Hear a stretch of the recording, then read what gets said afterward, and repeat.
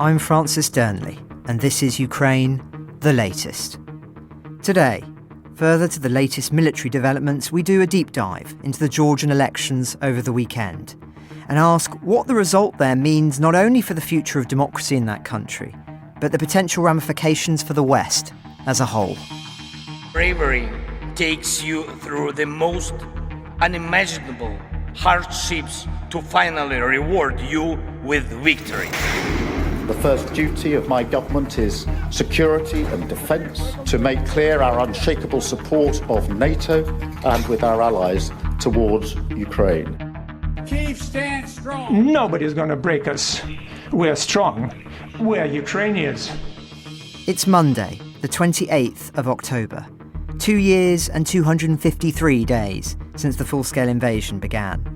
And today, I'm joined by our senior foreign correspondent, Roland Oliphant, and Georgian, Kateryna Shenheliia, of the Moscow Times. I began, however, with the latest news from the Battlefront. To say battlefields were largely static over the weekend does a disservice to the violence and horror of life at the front. But in a strategic sense, there has not been masses of movement in the past 48 hours or so.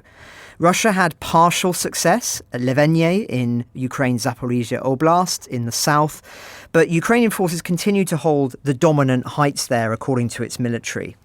There are reports of efforts in Kharkiv Oblast too, but nothing which led to territorial gains for either side. Russian forces continued operations along the Kupiansk-Savatove-Kreminna line on October the 27th, but again did not progress.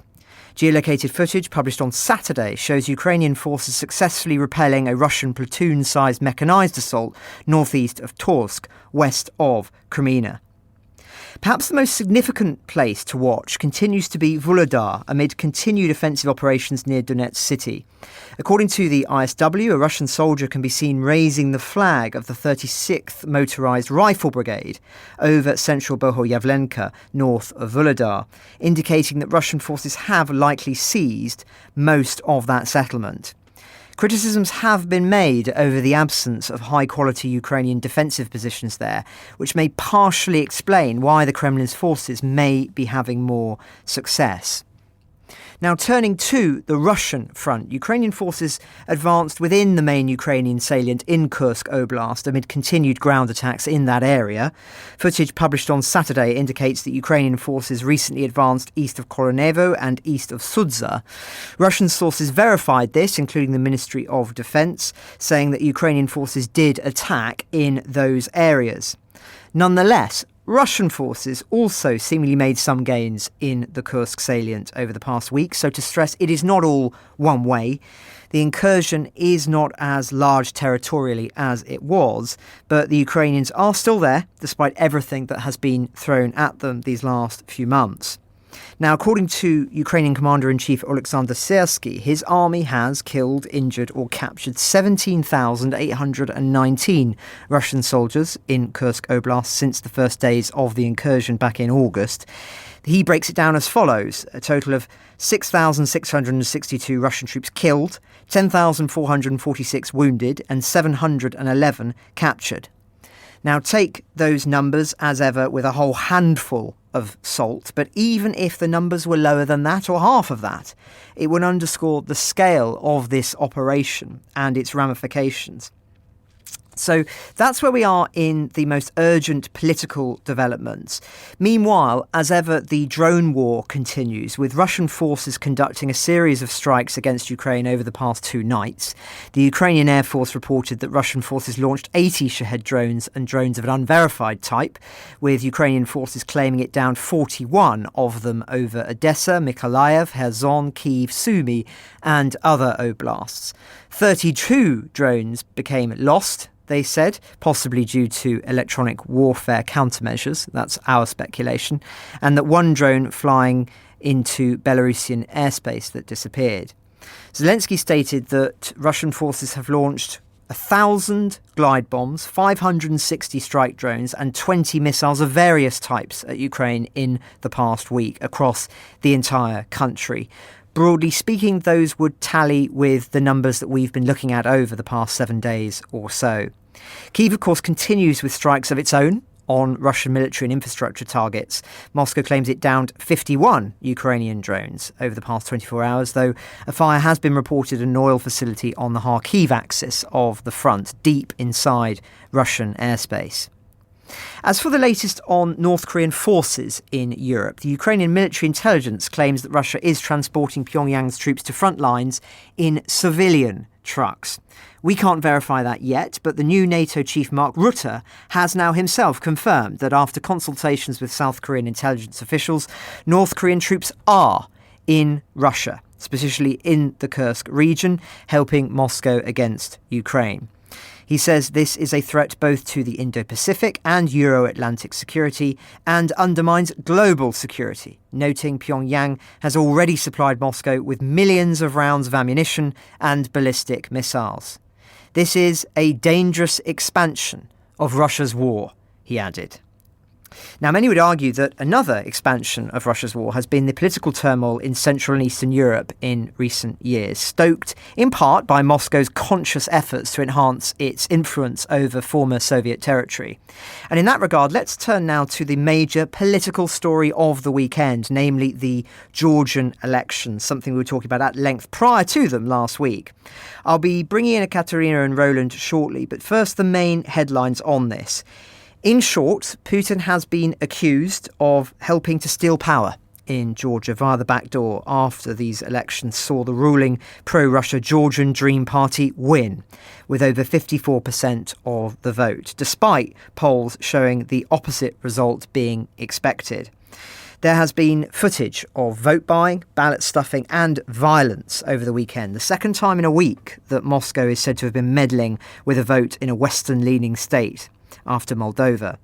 Various international observers raised concerns of widespread irregularities in Georgia's voting, and in quite an extraordinary speech yesterday, the Georgian president saying that she did not recognise the results and referring to the vote as a Russian special operation and calling for protests. To quote her directly, "As the last independent institution in this country, I cannot recognise these elections. It would legitimise Russia's takeover of Georgia.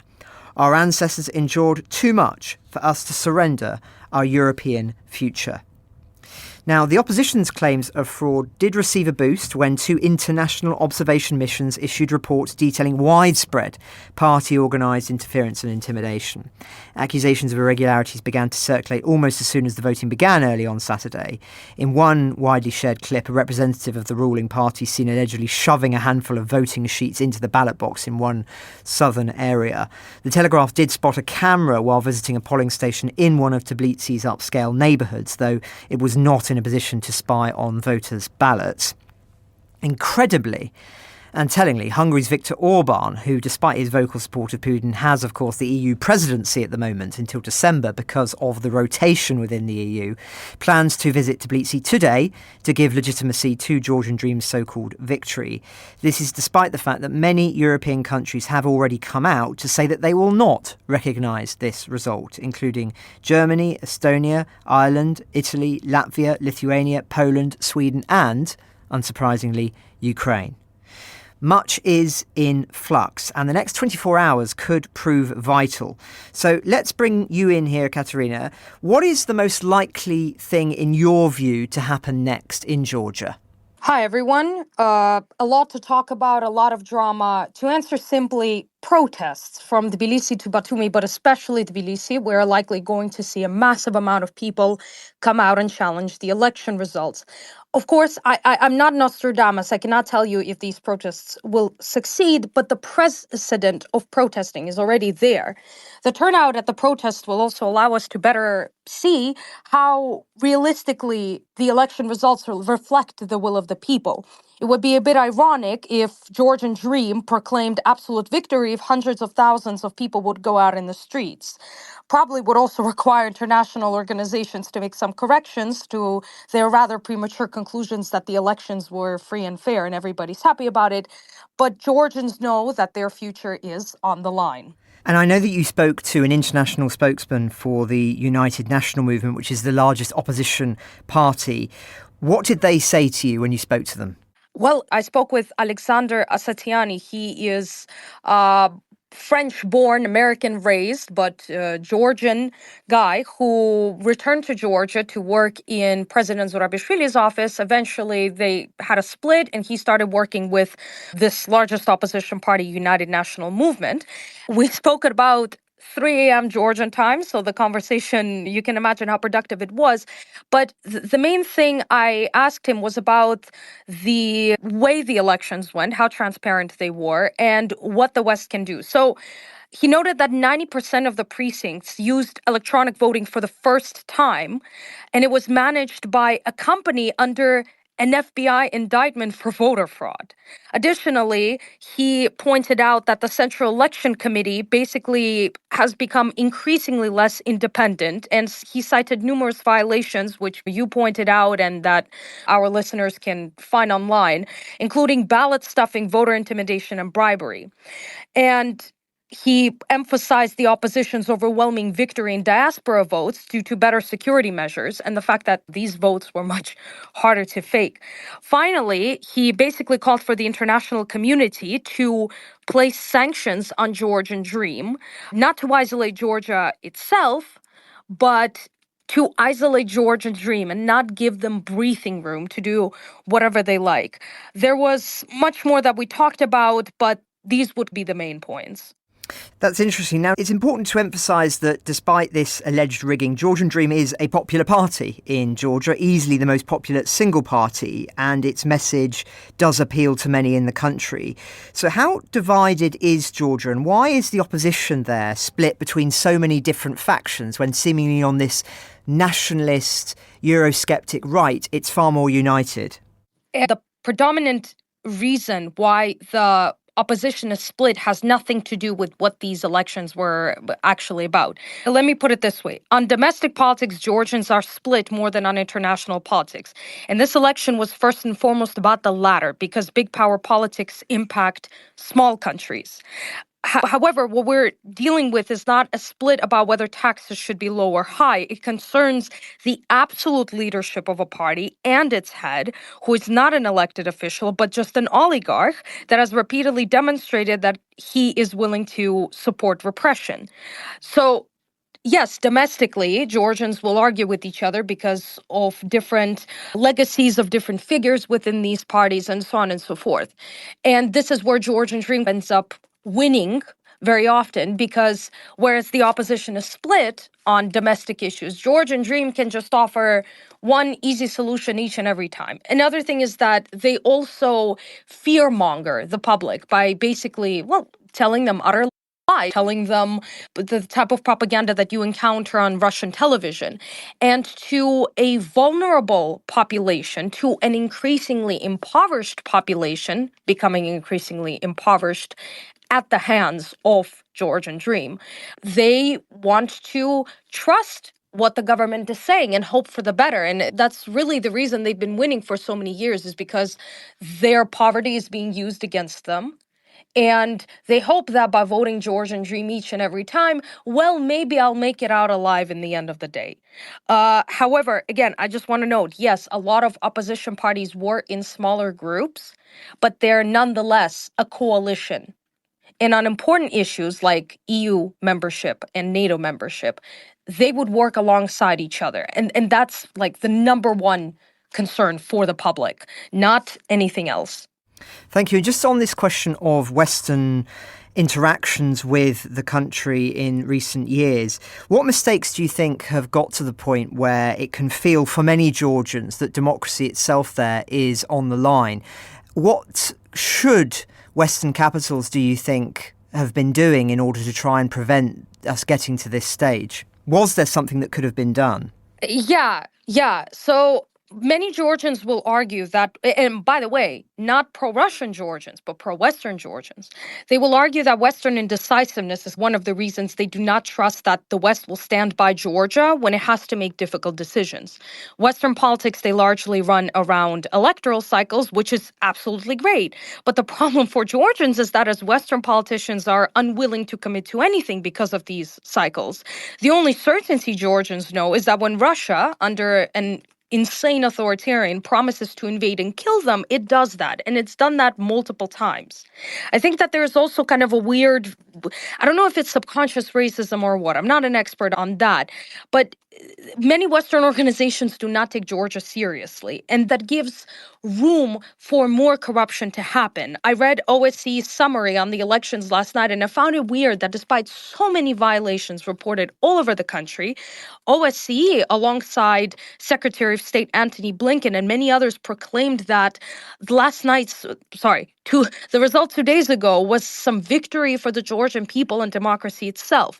If any of what happened on Saturday happened in elections in Germany, UK, or France, these countries would be a laughingstock of Europe, if not the world. There would be articles published mocking them. But when it comes to Georgia, it's as if there's no expectations that Georgians can do better and that our government and the Central Election Committee should be held to a proper standard. And this reinforces this problem of uncertainty, because now as the public gears up to step out onto the streets to protest, and remember from my visit to on the previous episode, the government promised to use all it can to subdue protesters. They don't know whether the West will try to sweep everything under the rug, hoping to keep things smooth with the government, or back the people. The West clearly backed protesters before. The question on the public's minds is whether they will now. I cannot see the future, but let's put it this way. The current party in power promised to use violence, to ban opposition, and to use whatever means it can to keep itself in power. The real reason they're doing this is not because they love Georgia so much, but because Georgia has been the best cash cow in their entire political careers. And that's how they profit, and that's how they become wealthy, by using an entire country as its bank account. So it's as if you would expect Vladimir Putin to sit down and have a decent conversation with opposition parties and try to find a means forward. When the country is a bank to you and your entire livelihood depends on it, there is no room for concessions. As to whether the protests will end successfully or not, I do not know. The people can genuinely become extremely exhausted from having to go out, going to work at 9 to 5, and then pretty much for the next 12 hours after your shift, protesting on the streets. We will see. I think that Georgians are extremely resilient. They've been protesting some of the earliest anti-Soviet protests that were taking place just before the Soviet Union collapsed were taking place in Georgia. You had the Rose Revolution and so many others. We will see what happens. And I think just if we take a look at how many people are going to come out tonight and how the first night of protests will go, that will be a great way to see the temperature of how the public feels. Well, thanks, Kateryna. Always great to hear your perspective. Perhaps the best indicator of what the Georgian election is about is the jubilant reaction of Russian propagandists to this result. The West now faces a conundrum: legitimise the elections for Georgian Dream and let them fully consolidate their grip over power, making perhaps in the longer term Georgia more like a Belarus or a Chechnya, or to try and work to destabilise Georgian Dream by deeming it illegitimate. But that might make it even easier for the Kremlin to consolidate its influence in that country. It's never easy once the rot has begun to turn back the clock. Now, Roland, you've been listening to all of this and very interested to hear your perspective on the ramifications of these elections in Georgia. I mean, it's a moment of great jeopardy, I would say, partly because what the president is calling on people to do is to basically come out and take to the streets. What we basically seem to be looking at the moment is a Maidan-style Ukraine 2014 situation. That's what people are being asked to do to resist this. Whether or not Georgians have the appetite to do that, I don't know. I'm not there, I'm not on the ground, but that takes a lot of balls, to be absolutely honest with you. That revolution that succeeded in Ukraine succeeded through bloodshed and sacrifice. People died as a result. So if there is going to be a challenge on the streets to this, it could get quite bloody. Would be my instinctive thought. I mean, you have to bear in mind that Georgia did have a peaceful coloured revolution a couple of decades ago, so there is a precedent for a peaceful change of power. But I think the bottom line is, France, at this moment, we're in a position of watching and waiting very carefully to see how these things are going to play out. But you can definitely see the spectator powers, Russia and its allies on one side, including Viktor Orban, obviously, backing the Georgian dream victory, and the Europeans on the other side questioning it. This election was described before it happened, along with the election in Moldova the previous weekend, as turning points, decisive battles for influence between East and West, not simply as elections concerning the citizens of those countries. So a very fraught moment, Francis, and I will definitely be watching with interest. Well, thank you very much for your perspective, both of you, on Georgia. And as you say, we'll be continuing to return to that over the course of the week. But Roland, a few other stories for us to get through in the political realm. There seems to be so much going on in the political realm at the moment versus the military. Zelensky's began appealing to, well, some countries that you might not expect. His messaging seems to be changing a little bit. Where do you want to start on this? Yeah, okay, so we've had a couple of interesting remarks, one from Zelensky himself and one from his chief of staff, Andriy Yermak, over the weekend. So let's start with Yermak. He was speaking to Corriere della Sera, the Italian newspaper, where he said that Zelensky is open to integrating China's and Brazil's proposals on a peace formula. He said that they would talk about getting it ready for the next peace conference, whenever that's going to be, and that Ukraine will finalize its peace formula in November. At that point, our proposals will have significant support. Now, that's quite a significant shift, because Zelensky has previously made pretty public swipes at Brazil and China's proposals. The kind of 6-point proposal, which he drafted as pretty destructive, an attempt to distract from Ukraine's own strategy for ending the war. But I think what you're seeing is a response partly to the BRICS summit last week in Kazan, where Vladimir Putin seemed to be holding court, really, and quite smugly demonstrating his own influence over, let's call it, the non-aligned world. We could use the clunky phrase global south, but it's not all in the south, but nations that do not strongly align on either side of this great global divide. And it went quite well for the Russians. I think Ukraine knows, it's always known, that it has to compete for that part of the world as well as the West. And so following on from that, Mr. Zelensky has given an interview to the Times of India. And I can tell you from our own quite often frustrating discussions with the presidential administration in Kyiv about trying to get interviews with the president, they have a very clear kind of utilitarian way of choosing who they give interviews to. It's about foreign policy. It's about which country do you want to talk to and when. So the fact that they've chosen to give quite an extended, lengthy interview to the Times of India tells you that the administration wants to speak to those major countries that are perceived to have been neutral or even leaning towards Russia, and therefore in a way seek to mollify them. So turning to Mr. Zelensky's interview in the Times of India, there's a lot to pull out, but the interesting things are the points addressed to the Indians itself. He said that Prime Minister Modi could help end the war. Modi is the Prime Minister of a really huge country from the perspective of population, economy, influence and impact. Such a country cannot just say we're interested in the end of the war. We're all interested in that. Prime Minister Modi can influence the end of the Ukraine war. And he specifically referenced India's large economic and defense relationship with Russia, basically saying it was in a position to sanction the Kremlin and apply major pressure. Remember, India has a major defense relationship with Russia and also buys an awful lot of Russian oil. And he also referred again to the Chinese and Brazilian peace proposals, which in this new conciliatory, kind of optimistic, constructive tone. He said even the peace proposals of Brazil and China were not acceptable to Vladimir Putin at the BRICS summit because they referenced territorial integrity. That was a slap in the face for China, claimed Zelensky. The second peace summit could be held in any respected capital. We communicated. We told Prime Minister Modi it could even be in New Delhi. Undoubtedly, it could be in India. We need to prepare ourselves for that in terms of the proposals, which any number of countries can be heard. India, the EU, Africa should all be able to bring forward their own proposals. If China and Brazil have proposals and wish to see us, then by all means, but only according to our formats, the war's on our land. That's President Zelensky clearly trying to reach out, I think, to the kind of countries that were represented at the BRICS summit.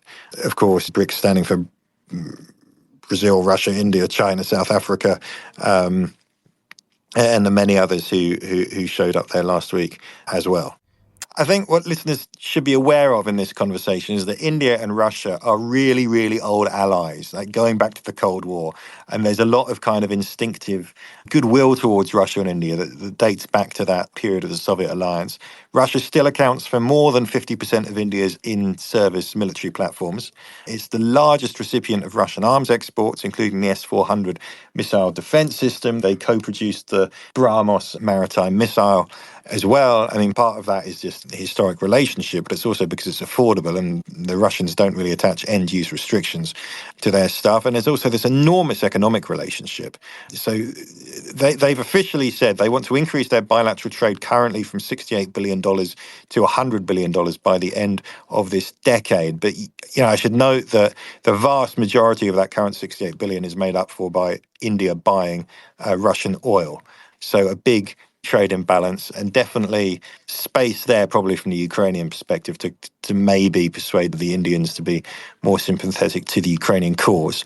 So that's just context that I thought would be useful when we're thinking about this, because we often I think we forget about the attitudes towards Russia and the relationships that other parts of the world have with it, which are quite different to our own when we're speaking to ourselves occasionally. So another couple of things. There seems to have been, this is actually reported in a very interesting piece in The Guardian, actually, the apparent emergence of a campaign by the Russians to extradite exiled Putin critics back to the country. Now, these reports focus on Central Asia.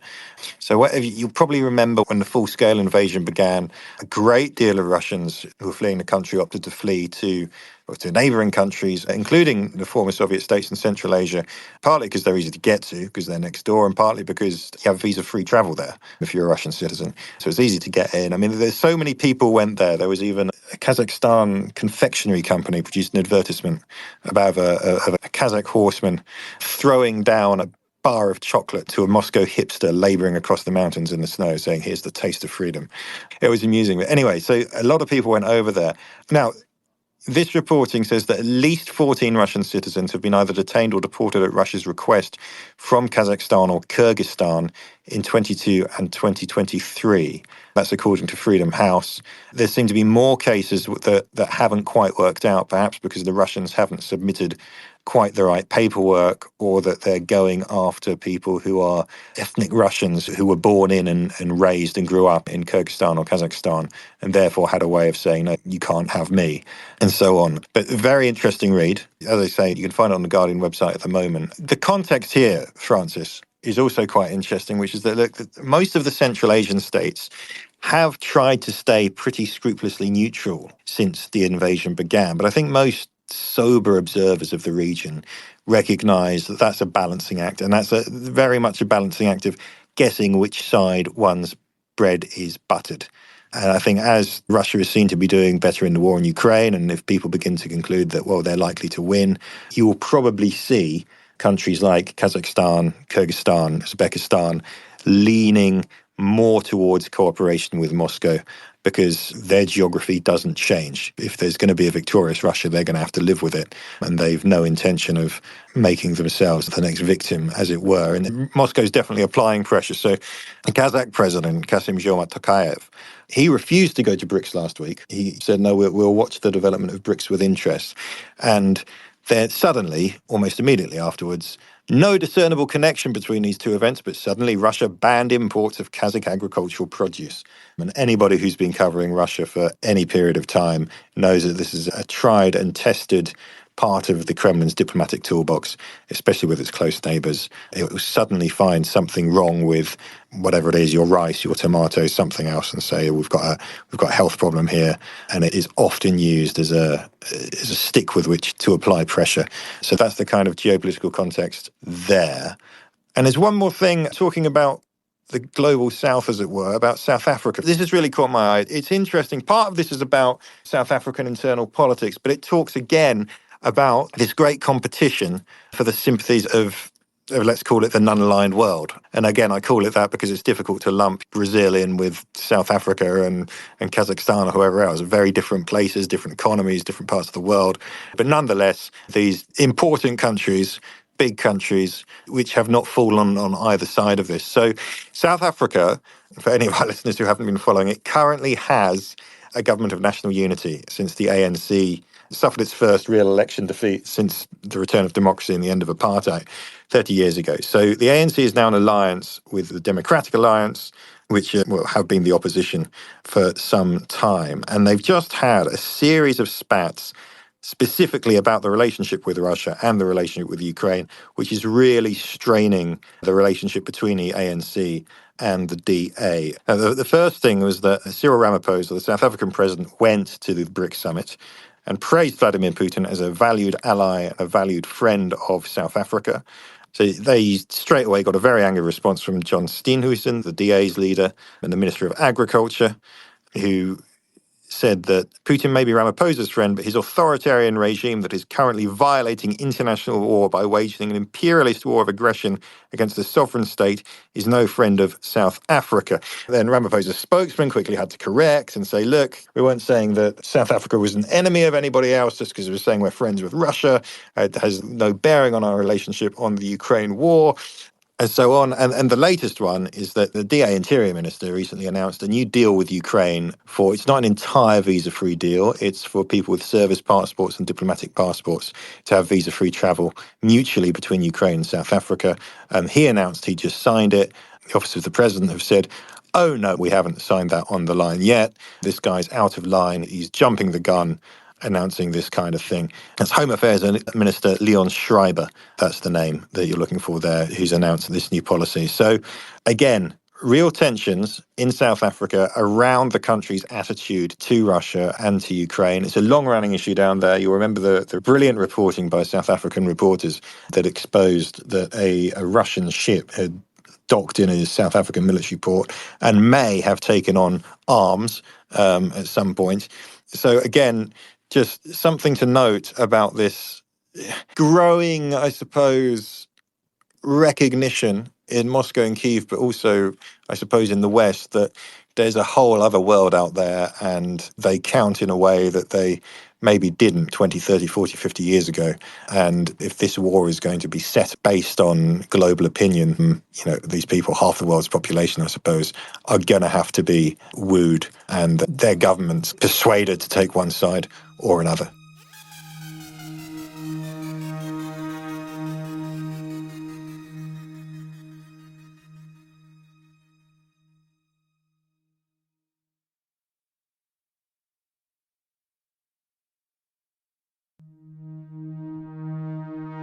It just goes for us to now go to our final thoughts. I'm just going to start this section again because there have been so many fascinating messages that have come in from listeners all around the world on this issue of Apple fulfilling the Russian request to remove Radio Liberty from the Russian version of its App Store. Given the news in Georgia, it feels appropriate to read another email which came in, this time from Andrzej in Poland. To quote from him, "Thank you for bringing up Radio Free Europe and sharing feedback from my fellow listeners to this podcast. It seems all of us share a common experience, whether it was in Romania, Czechia or Poland, a kind of initiation into what was then a family secret, a trust we had to earn from our parents as their and therefore our existence depended on keeping that secret. I remember my father sitting in his room listening to the radio. There was hardly any music, just words upon words and the never-ending sound of jammers generated by the state trying to block the signal. I believe that Radio Liberty was one of the most significant influences that shaped society on a much deeper level than the communist regime could ever control in Central Europe. I wouldn't be surprised if it became a pillar of many people's childhood memories. It taught me how to be a decent person.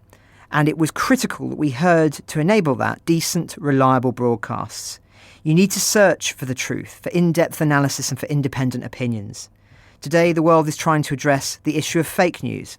Under communist rule, however, there wasn't just fake news, there was a fake reality created by state-controlled media. You know it from Orwell's 1984, and we see it today in the speeches of Putin and Peskov. I remember this clearly, although in Poland, it never quite took hold in the same way. We used to call ourselves the most cheerful barrack in the Soviet camp. At the beginning of this century, there was still hope for a united world, at least from our perspective. In hindsight, I see how blind I was, as were our politicians. Meanwhile, Russians were building their own narrative, and they succeeded. My colleagues and I used to dismiss what we saw on Russian TV, just as the West disregarded the influence of Russia Today and other Kremlin-directed activities. The more I consider this, the more I'm convinced that truth itself is now at stake, and always has been throughout history. Some might say the war in Ukraine is the result of the lies and deceptions the Russian people have endured for so long. We cannot give up and let lies prevail.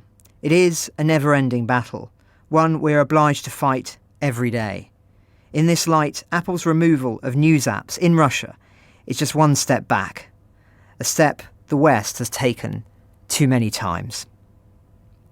Well, thank you very much for that very kind email, and thank you too for everyone who continues to reach out. We're always fascinated to hear memories of your experiences behind the Iron Curtain and how that plays in to what is occurring in Ukraine at the moment, and particularly in the occupied territories.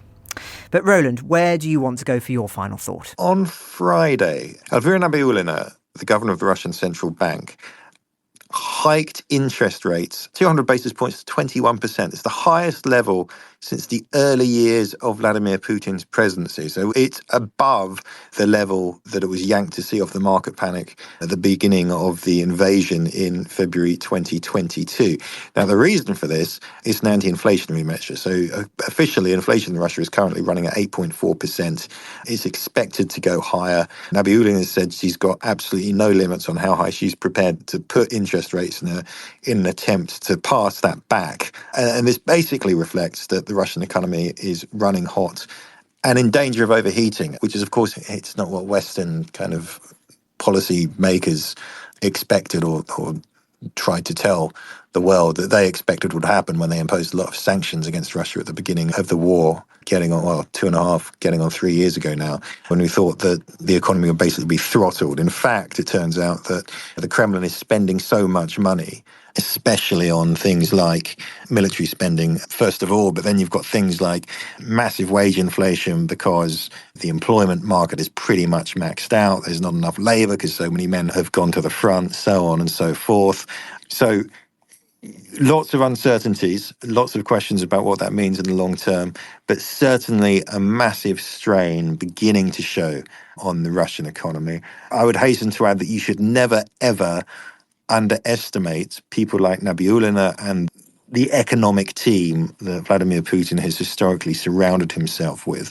They managed to keep the place afloat after the invasion. They're very competent. Be wary of predictions of an imminent and sudden Russian economic collapse, but nonetheless, definitely something for us to take note of, and potentially with serious implications down the line. I'll leave it there. Well, thank you very much for your final thoughts there, Roland. To say that's an issue that we'll continue to return to. The Russian economy, all important, of course. Ultimately, it's money that wins and loses wars. But Kateryna, as our guest, where do you want to leave our listeners with today? I want to reiterate a phrase that I said earlier. This phrase was not coined by me, but I think it's quite important to remember. When the West promises something, we do not know whether it will deliver or not. When Russia promises something, and it's usually violence, it delivers, and it destroys cities, lives of millions of people, and it will do all of this. I'm talking modern day Putin's Russia. It will do all of this with a grin on its face.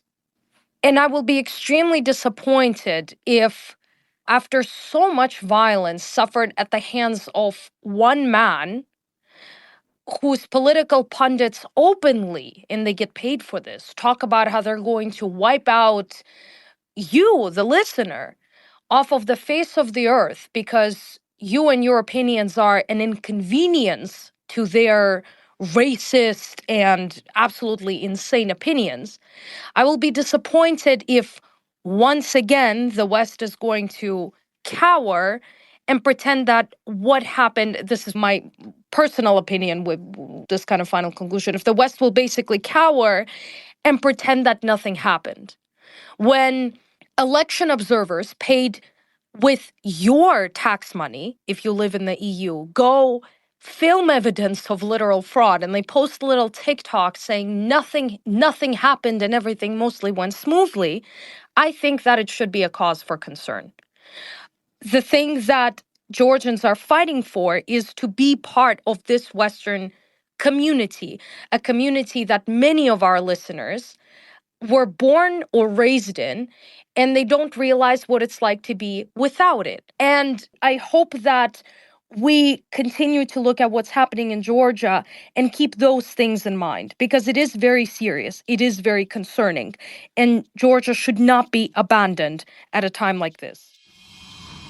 Ukraine the Latest is an original podcast from The Telegraph, created by David Knowles. To support our work and to stay on top of all of our Ukraine news, analysis and dispatches from the ground, please subscribe to The Telegraph. You can get your first 3 months for just £1 at www.telegraph.co.uk/Ukraine the Latest. We're also giving university students globally unlimited access to The Telegraph, completely free of charge. Just visit www.telegraph.co.uk/student-sub. Or sign up to Dispatches, our foreign affairs newsletter, bringing stories from our award-winning foreign correspondents straight to your inbox. We also have a Ukraine Live blog on our website, where you can follow updates as they come in throughout the day, including insights from regular contributors to this podcast. We also do the same for other breaking international stories. You can listen to this conversation live at 1 p.m. London time each weekday on X. Follow The Telegraph on X so that you don't miss it. To our listeners on YouTube, please note that due to issues beyond our control, there is sometimes a delay between broadcast and upload. So if you want to hear Ukraine the Latest as soon as it is released, do please refer to podcast apps. If you appreciated this podcast, please consider following Ukraine the Latest on your preferred podcast app and leave us a review, as it helps others find the show. Please also share with those who may not be aware we exist. You can also get in touch directly to ask questions or give comments by emailing ukrainepod@telegraph.co.uk. We do continue to read every message. You can also contact us directly on X. You can find our handles in the description for this episode. As ever, we're especially interested to hear where you're listening from around the world. Ukraine the Latest was today produced by Rachel Porter. Executive producers are Louisa Wells and David Knowles.